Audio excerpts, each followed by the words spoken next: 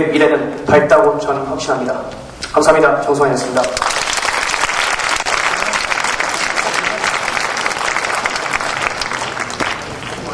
열렬한 팬이죠. 네, 사례 발표가 좀 잘 사례로 이루어지면서 자기 주장을 펼칠 거라는 경우가 되겠습니다. 이어서 반대 팬을 안녕하십니까. 반기측 토론자 나학원영입니다. 입학사정관제의 원래 취지는 고등학생들이 더 이상 시험 연수에 연연하지 않고 원하는 대학에 진학을 할 수 있는 길이 열린다는 점에서, 그리고 대학 입장에서는 창의적이고 열정적인 학생을 뽑을 수 있다는 점에서 매우 바람직한 제도라고 할 수 있습니다. 그러나 이러한 제도를 1, 2년 사이에 확대시켜 실시한다는 점에 있어서는 신중해야 한다고 생각합니다.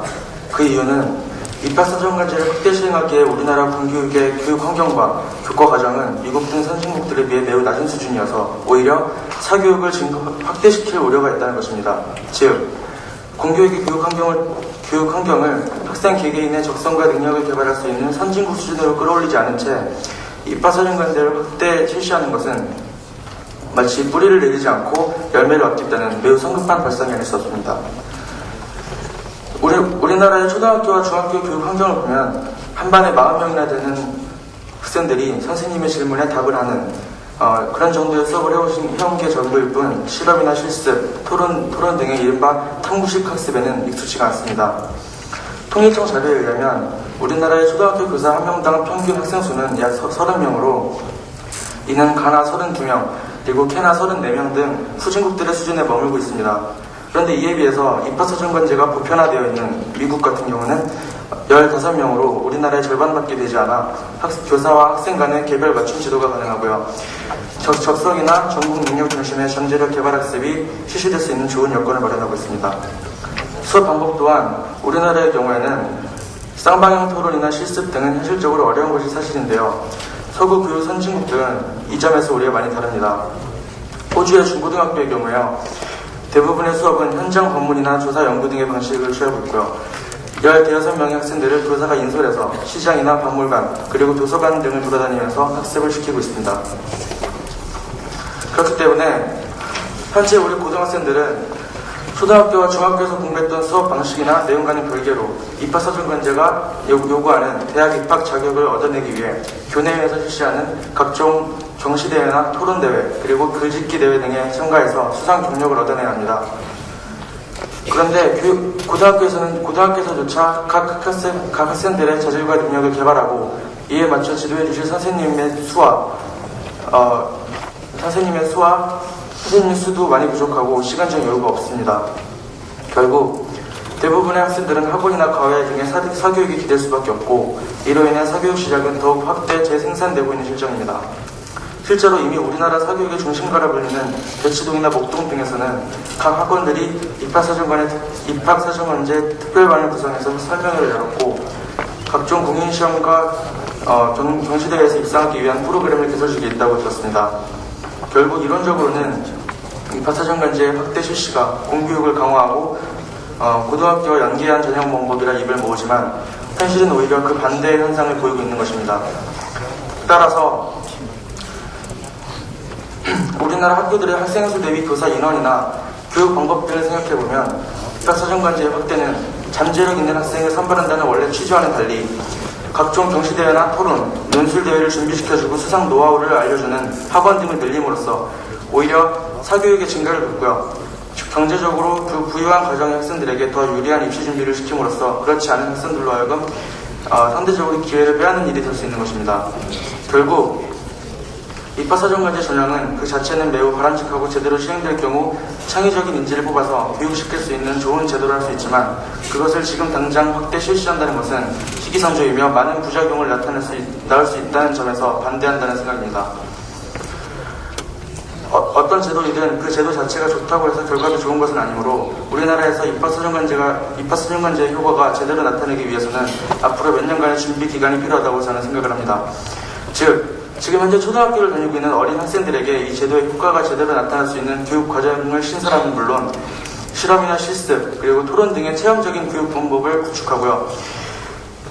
그 학생들이 중학교에 가면 중학교에서, 고등학교에 가면 고등학교에서 그들의 능력과 자질을 제대로 발휘할 수 있도록 해준 뒤 그들이 대학에 진학할 때가 돼서야 입학사정관제를 도입하는 것이 옳다고 생각합니다. 제 생각은 제 발표를 이상으로 마치겠습니다. 감사합니다.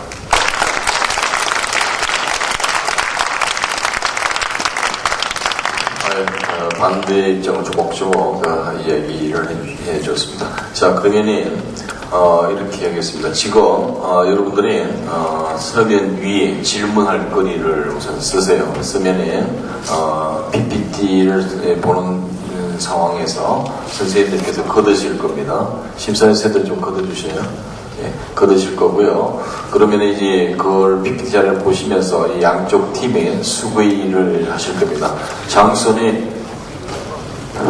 장선이 보면서 하실 거면은 여기 의자를 갖고 가셔서 하시면 되고요.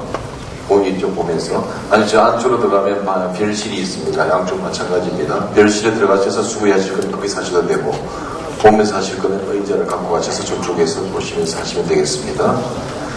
자, 그러면 지금 저희들의 설문조사 결과를 보는 그런 시간을 갖겠습니다. 그러면 잠시 후에 다시 뵙도록 하겠습니다.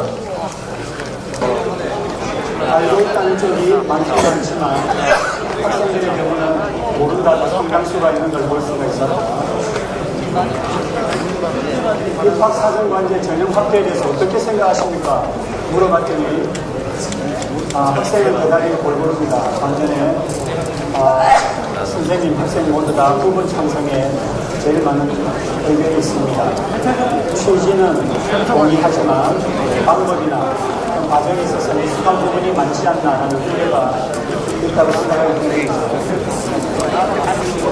자, 그러면 볼륨 좀 높여주세요. 입학사정관제 확대에 대해서 찬성한 이유는 뭡니까? 물어보니까 5가지 중에서, 자, 여기서 첫 번째 퀴즈입니다. 저 5개 중에서 교사와 학생 모두 공통적으로 제일 많이 나온 것과 두 번째로 가장 많이 나온 것이 있습니다. 1위가 있고 2위가 있습니다. 한번 맞춰보시기 바랍니다. 지금 먼저 말을 하지 말고 손을 들어서 선생님한테 허락을 받아야지 상품을 바로 주도록 하겠습니다. 자신있게 손 들어보세요. 먼저 해볼 사람. 박수 태도가 좋은 우리 여기 한승원입니까? 네, 일어나 보십시오. 자, 가장 1위가 뭐라고 생각하십니까? 사교육비 감소다. 네, 앉아주시기 바랍니다. 네, 교사 학생 모두 다 공통적으로 입장한 것. 우리 김성원 학생 손을 높이 들고 있습니다. 성적 위주 입시 제도의 변화가 올 것이다. 아닙니다.